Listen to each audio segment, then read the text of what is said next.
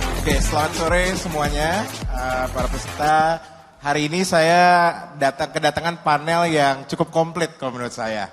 Oke, perkenalan singkat dulu aja kali ya.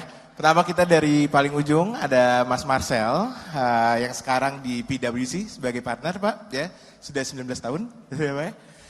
Terakhir kita di tengah kita ada Mas Krisna, sekarang ada di Microsoft, betul ya Mas Krisna ya, betul? Betul. Nah sekarang ada, terus juga ada Pak Sumardi dari Victoria gitu.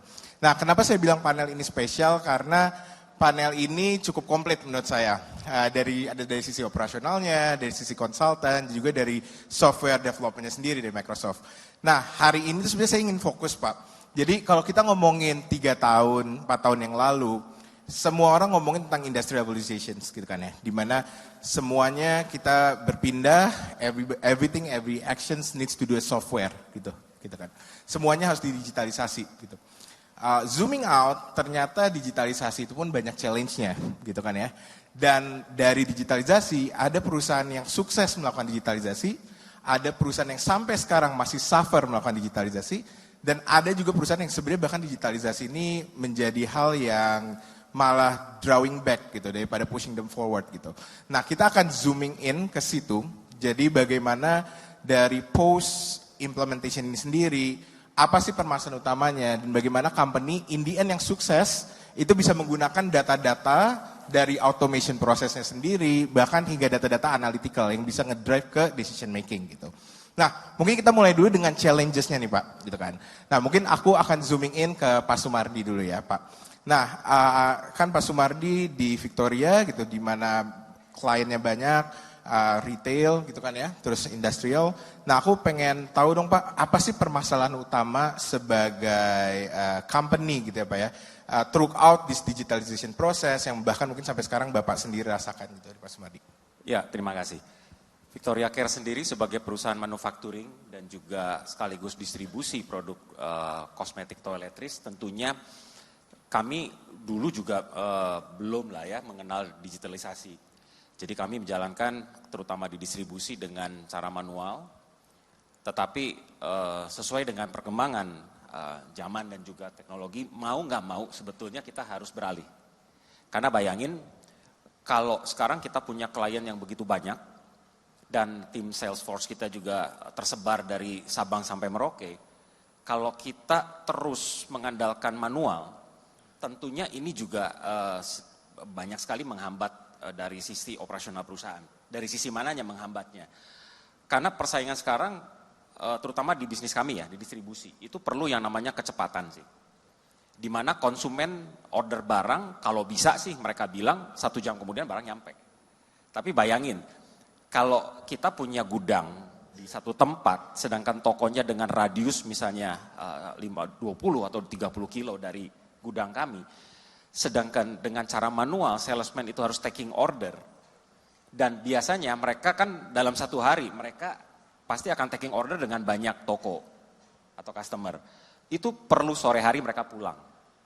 Nah proses baru dijalankan malam itu atau besok paginya, sehingga impossible lah kalau kita bicara bahwa 1 kali 24 jam bisa tercapai di situ. Nah bagaimana kita terchallenge untuk bagaimana keinginan konsumen itu bisa mendapatkan barang cepat, apalagi kalau barangnya memang lagi hype-nya gitu kan. Semua konsumen minta dia kehabisan barang, kalau bisa sih hari ini atau jam ini tuh datang barangnya. Sehingga itu yang mendorong kami bagaimana kita coba mengalihkan dari yang biasanya konvensional dengan taking order itu, bagaimana kita dengan menggunakan aplikasi dan sebagainya. Belum lagi kita juga perusahaan manufacturing. Bayangin bagaimana ribetnya bagian supply chain kami gitu kan ya, untuk mengolah dari mulai order, bagaimana menyiapkan produksi dan sebagainya sampai jadwal itu sesuai dengan yang diminta oleh tim sales atau marketing kita. Seperti itu sih Pak. Betul. Nah mungkin ini sebuah permasalahan yang cukup real ya Mas Marcel ya gitu. Nah Mas Marcel, di konsultan sendiri, apakah masalah-masalah ini tuh adalah masalah yang umum? Banyak dari rising enterprise memiliki masalah ini sih Pak sebenarnya Pak? Ya, terima kasih Tado. Tujuan perusahaan sih sebenarnya digital as a tool ya. Karena kalau if we go back a step, biasanya orang believe digital or technology will provide scale up atau memperbesar kemampuan yang sebelumnya kalau pas manual capacity itu terbatas. Nah cuma banyak orang di company pada saat menggunakan tools tersebut terjebak pada saat implementasinya cukup advance, mahal, tapi orang yang menggunakan itu di kita terutama ya di Indonesia itu nggak at par. Jadi data itu analytics-nya ada, ya, tapi yang menganalisa nggak nyampe tuh ke timely decision process. Nah ini yang membuat project owners juga reluctant to seberapa extent digital ini bisa useful ke profitability. Nah jadi ini yang saya rasa sebagai konsultan kita selalu bring to basic bahwa digital tools itu harus yields to eventually profit, gitu kan. Dan itu kadang susah karena terjebak layersnya dan to certain companies yang kita lakukan mereka baru undergo this digital transformation nggak 2 atau 3 kali, bahkan this is their first time, gitu kan. Jadi bagaimana memilih vendor yang tepat, memahami pain points yang mereka, settingan konfigurasi yang paling baik, nggak overspec, sampai nanti pas perjalanannya itu bisa yield tuh apa sih yang mereka butuhkan, gitu. Nah sedihnya adalah teman-teman banyak users atau manajemen mendapatkan isu malah pada saat dia turun ke lapangan. Ada stok yang kurang, ada analisa yang performance-nya turun, dan kadang itu nggak flow through, karena seorang CEO itu susah dapat the real analytics itu dari timnya. Kalau timnya sendiri nggak pintar menerjemahkan data. To certain clients yang sudah multinational atau SOE, it's been automatic ya, mereka punya tim business analyst. Tapi for certain private business, that's a challenge. So that's the landscape yang biasanya klien membutuhkan kita ya, misalnya sebagai pihak yang membantu mereka navigate that journey. Gitu.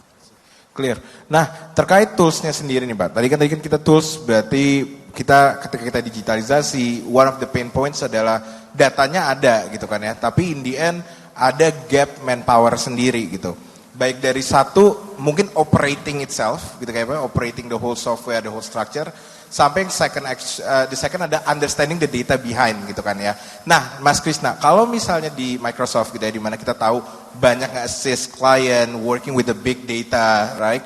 How these things happen Mas? Like how a company can ensure the next time I invest a lot into a software, then my team can have the capability today and also in the long run gitu, gimana Mas? Oke, mungkin kalau dari observasi kita di market, I will say 3 things ya. Sorry ini agak spesifik ya. 3, 1 culture, kedua skilling, ketiga data.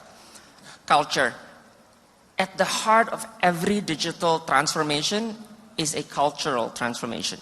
Gitu ya. Manusia is a creature of habit, susah sekali. Gitu. Jadi kalau misalnya kita udah terbiasa melakukan sesuatu proses bertahun-tahun, terus tiba-tiba manajemen bilang kita mau ganti ERP misalnya, oh itu di bawah itu akan susah sekali. There's gonna be a lot of grumbling gitu ya dari orang di shop floors dan sebagainya, kayak belajar lagi nih sistem, belajar lagi nih proses segala macam. So that's what you need to realize gitu, bahwa satu, cultural transformation needs to happen. Yang kedua skilling. Terutama dengan teknologi yang baru yang perkembangannya setiap hari itu selalu ada sesuatu yang baru, setiap orang di organisasi itu harus reskilling themselves every day, upskilling. Dan manajemen harus invest in their employee skilling untuk kebaikan perusahaan itu sendiri. Jadi agak sedikit backward kalau ada manajemen yang bilang, saya nggak mau training employee saya, nanti kalau mereka udah pinter terus pindah, uangnya hilang gitu. Right? What they're gonna lose is their short-term gains. So that's number 2. And then number 3, data. Of course, with digital, everything is gonna be in the system, great, but garbage in, garbage out.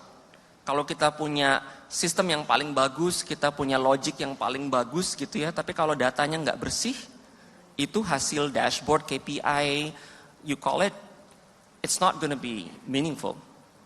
So again, culture, skilling, data. Clear. Nah, Pak Sumardi, balik lagi nih Pak di operasional. Nah, tadi kita nyadar bahwa kayak ketika kita once we do digital transformations, then we need to understand clear goal-nya dulu, right? Once we know the clear goal, then we need to understand what kind of data that we want to see, so then we able to actually utilize these things gitu kan. Nah, Pak, di sisi operasional, ketika in the end semuanya sudah kembali lagi ke operasional, let's say kita udah masuk phase 1 gitu. Tadi kita sempat ngobrol di belakang, sempat ada tim IT juga gitu kan ya Pak ya. Tapi dua tim IT pun again, selalu banyak ada lagi kendala-kendala lagi gitu ya Pak ya. Nah, given that implementation di awal softwarenya jadi dan gitu ya Pak ya, gimana sih Pak caranya build out the culture to make sure this adoption towards automation dan the way that people made the decision making itu tetap terjaga sesuai dengan data yang ada gitu Pak. Nah, menurut Bapak sendiri sebagai di Victoria, apa yang leader tuh bisa lakukan untuk menjaga itu gitu Pak? Iya, pertama tadi saya setuju banget dengan Pak Krisna ya, bahwa kendala utama sebetulnya di kita itu adalah culture sih Pak.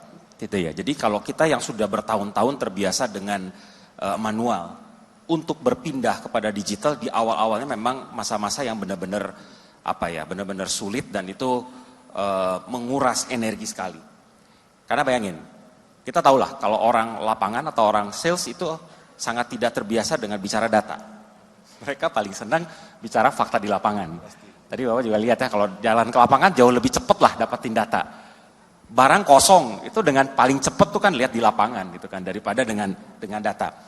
Makanya perlu yang namanya komitmen sih sebetulnya dari atas juga gitu. Komitmen dan juga konsistensi ketika ini sudah ada, aplikasi sudah ada, digitalisasi sudah mulai jalan.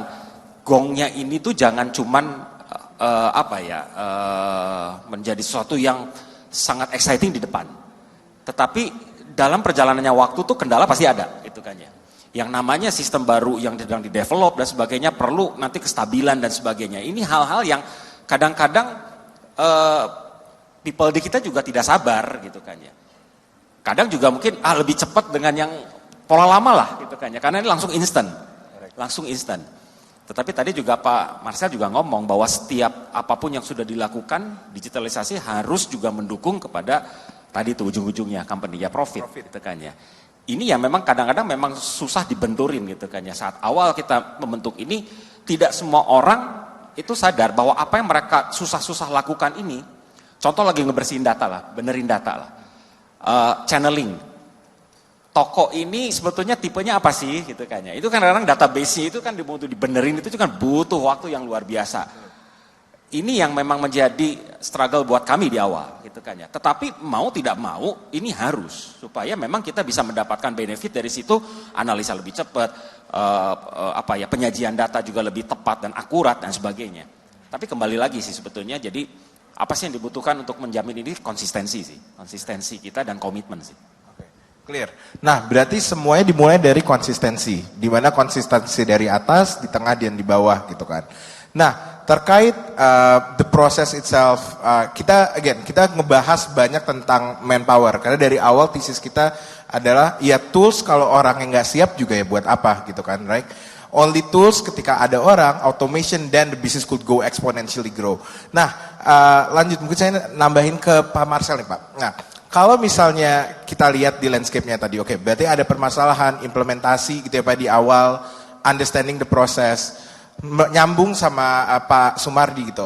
Gimana caranya leaders atau organizations bisa menjaga komitmen itu untuk terus berjalan Pak? Karena of course semua benefit ini nggak akan kejadian di bulan depan kan Pak, gitu kan? Kita changing the whole things nggak mungkin profit tiba-tiba ajaib minggu depan langsung naik 20 kali nggak mungkin gitu Pak. Jadi gimana caranya company bisa menjaga konsistensi itu dan in the end going into the right goals or directions Pak? Ya. Mungkin kata kuncinya, apakah your company is a data-driven company? Do you want it to be gitu? Apakah perusahaan Anda yakin dengan data dan teknologi yang ada itu akan menghasilkan profit yang lebih baik? Nah, kan keyakinan ini harus dari top dulu ya. Nah, cuma masalahnya yakinnya keren, cuma masalah framework di dalam lapangannya nggak oke gitu ya. Nah, jadi ada 6 building block yang biasa kita kenalin. Bagaimana maturity dari a company when it comes to data maturity ya. Terutama advanced analytic juga. Yang pertama adalah apa analitik yang relevan, apa data atau teknologi yang relevan. Jadi itu harus disusun gitu Pak. Ditemukan pain point-nya, opportunity-nya juga. Yang kedua adalah mengumpulkan, ini namanya data and information, yang kita bilang ada tiga aspek. Seorang leader itu make sure datanya quality, security, dan integrated. Jadi kita nggak lagi ngomong culture-culture yang nanti akan kita bahas, tapi secara sistematik, that's the problem. Pada saat datanya itu nggak memiliki kualitas yang bagus dan juga scattered. Nah mungkin di situ balik lagi ke cloud ada manfaatnya. Yang ketiga adalah baru kita bilang apakah teknologi infrastruktur yang sekarang kita punya itu udah pas atau mungkin pas dengan future growth of the company gitu. Yang keempat, kita bangun organization structure sesuai dengan bisnis objektif tadi. Yang kelima, kita meng-align bisnis prosesnya supaya menggunakan teknologi itu. Baru yang keenam, yang kita tadi Pak Krisna sampaikan, yaitu kita really becoming a data-driven culture company. Jadi di mana culture-nya itu udah kebentuk, yang tentunya didukung oleh training dan the right talent.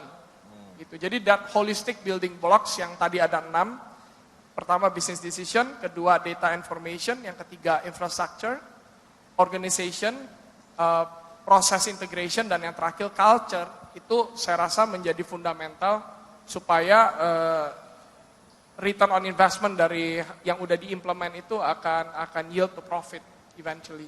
Gitu. And what's the important evaluation Pak? Gimana caranya leadership dan organisasi bisa mengevaluasi secara konsisten whether this software has bring the actual benefit atau enggak throughout the process gitu Pak?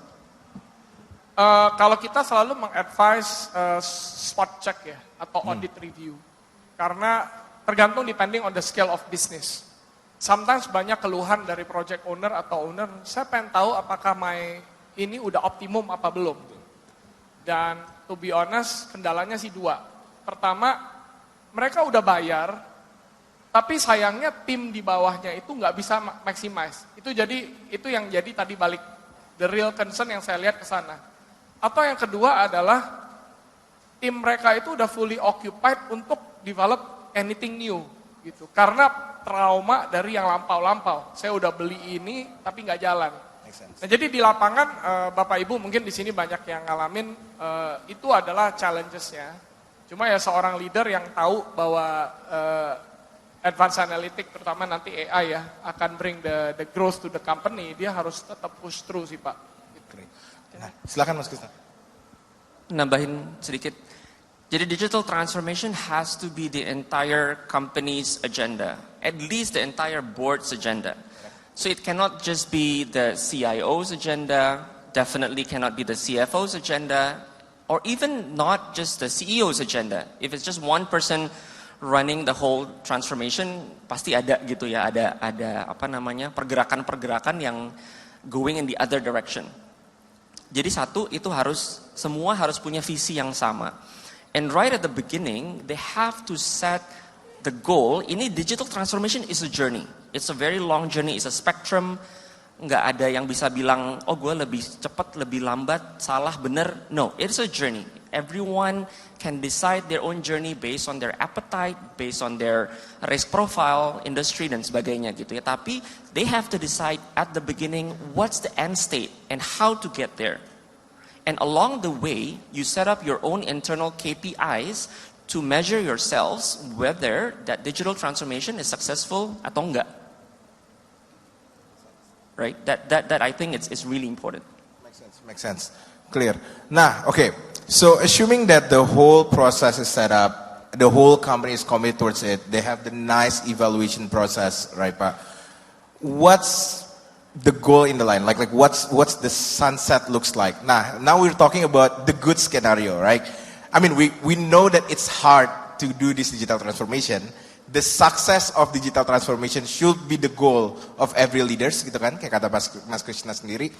Now the thing is that apa sih Pak contoh company atau contoh story mungkin ya, a company that is able to successfully gain from this automation process, from this data analysis? What's the story, Pak? Like, is there any success story between your portfolio or within your networks, gitu, Pak? Mungkin dari Pak Marcel dulu kali ya.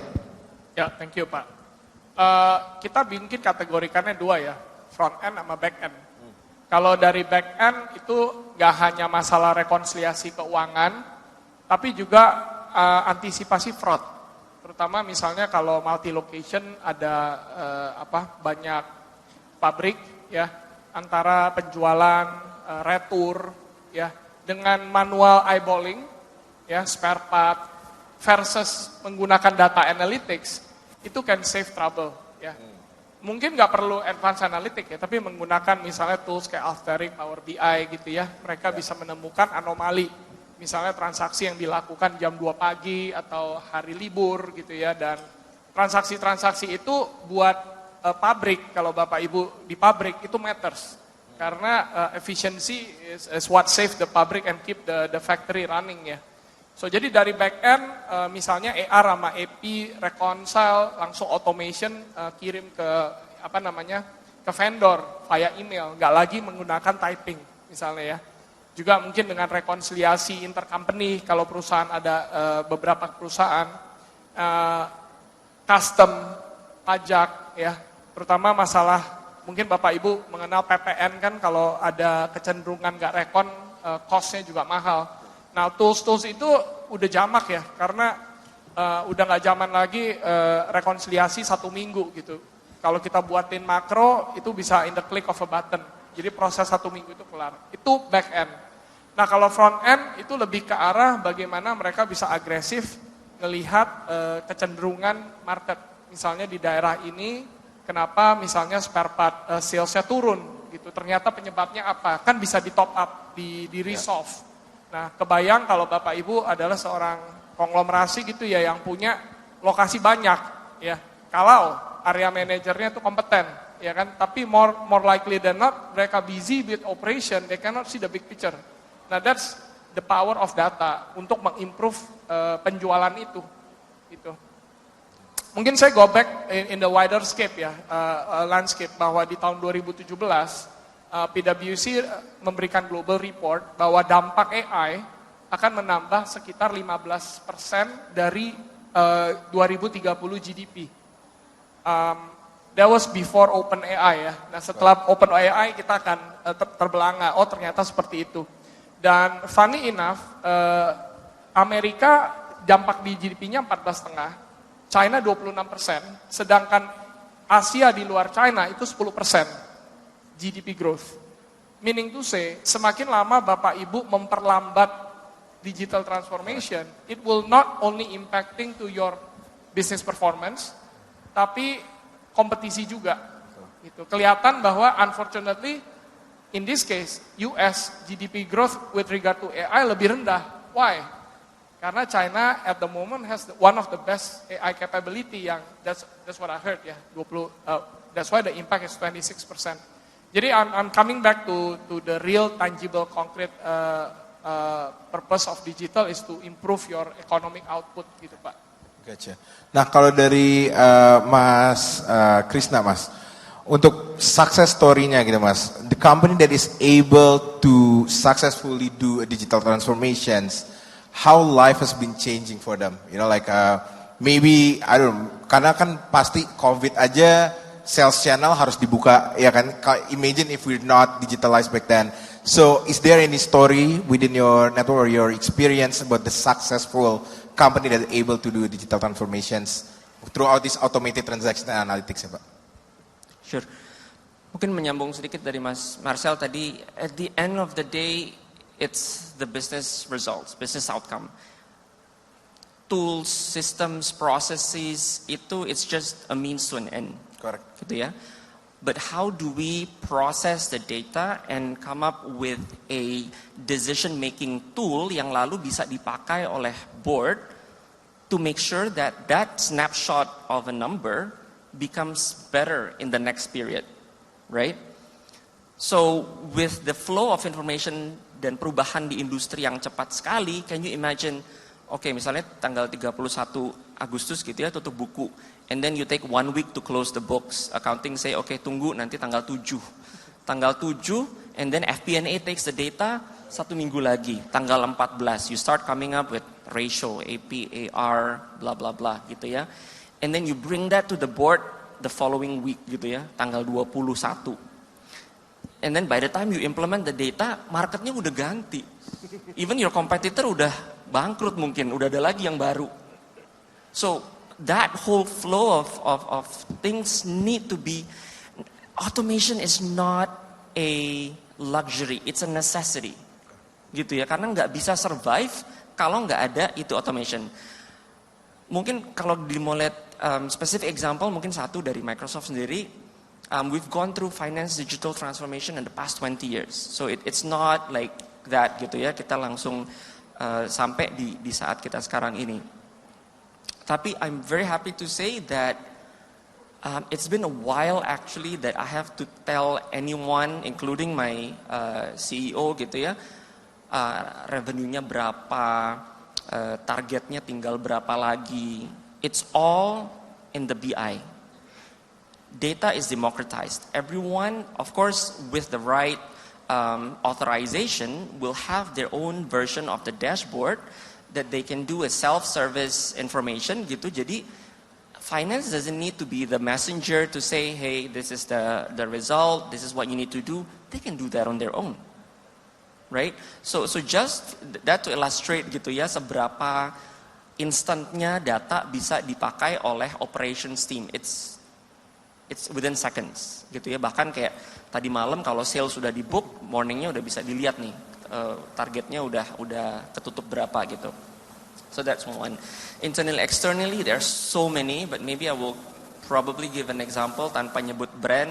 Let's say one of the biggest BUMN in the country, where the board of commissionernya is one of the ex-governor of province gitu ya, dia nggak suka delay. So if the dashboard doesn't get refreshed within 8 seconds, heads will roll. Let me just say, right? And so with the right system, that can be done. Oke, Pak Sumardi, selaku di operasional Pak, menurut saya Victoria cukup sukses lah with the digitalizations, able to adapt towards all of the conflicts whether externally dari market gitu ya Pak ya. Nah, which one of the reasons why Victoria is successful adalah actually karena implementations of the process, automating all of this, and also trying to understand the real data, the real reasoning behind the data gitu Pak. Nah, apa yang Bapak bisa mungkin sampaikan juga ke business leaders lain, the benefits of doing this, the benefits of actually executing the automated transactions, juga reading the data analysis yang mungkin Bapak bisa share ke other entrepreneurs atau business leaders. Iya, yang boleh saya coba kasih pengalaman ya dari mulai proses ini. Awalnya kita juga memang sangat, tadi saya cerita ya, memang sangat berat untuk melakukan transisi. Tetapi contoh di bisnis kami distribusi. Satu hal yang memang kunci sukses distribusi adalah pastilah ya mencapai sales target dan sebagainya.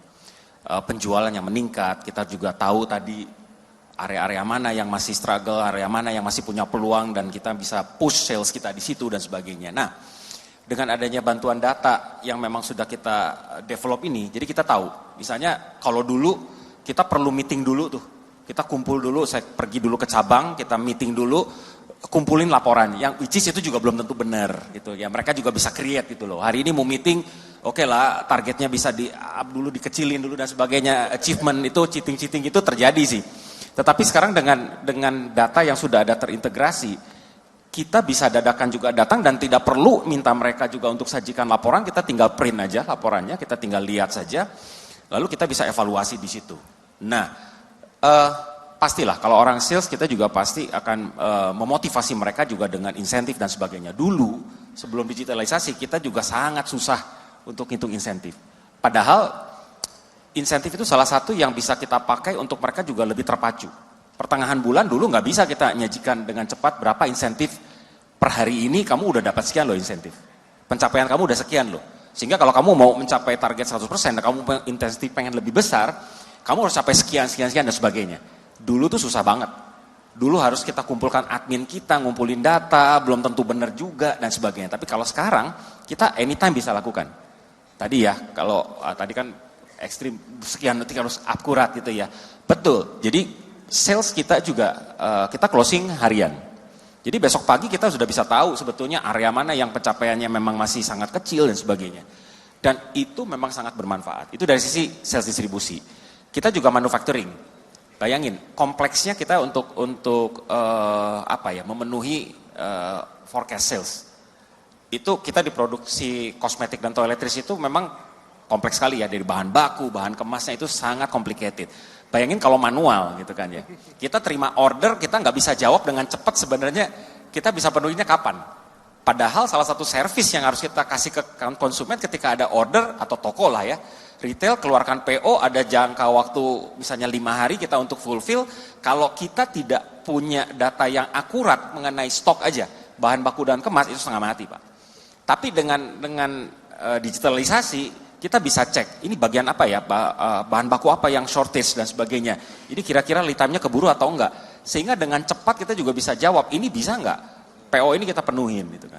Ini sangat berpengaruh gitu loh. Nah kalau enggak kan kita juga harus ngomong, gak bisa, tapi kan juga konsumen akan tanya, lu bisanya kapan gitu kan ya. Nah kalau manual kita juga bingung gitu yang ngitungnya gimana, tapi dengan data ini kita juga bisa bantu gitu loh. Oh kita mungkin akan delay, tapi delaynya tidak lebih dari 3 hari misalnya. Jadi itu yang sangat membantu dari sisi kenapa kita juga harus ke digitalisasi seperti itu. Clear, oke. Nah berarti teman-teman sebagai summarize, tadi kita udah dengar ceritanya bahwa we all know digital transformation it's not an easy thing. It happened 3 years ago, 4 years ago. Maybe it's your second time, third time, fourth time. Tadi dari Pak Marcel juga cerita, ada trauma yang kadang suka terjadi ketika kita mau adopting new tools. Tapi yet, in the end, it's a necessity, kalau kata Mas Krisna, gitu kan. Dimana in the end kita lihat, baik itu dari baik itu dari market sendiri, dari demand, operasional, in the end it brings the benefit for the whole business. As we know, some of the business need to adapt faster than the others. Sometimes the condition push us to adapt faster, gitu kan.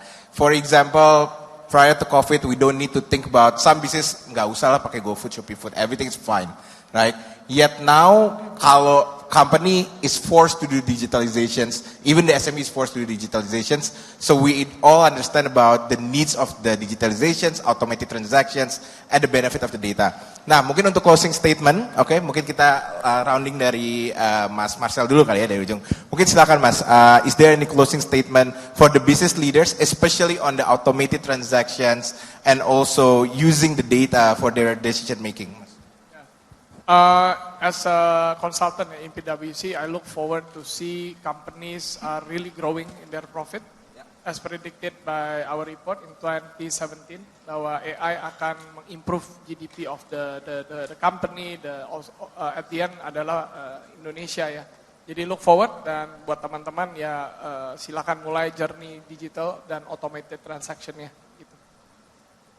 Clear. Baik. Selanjutnya dari Mas Krisna.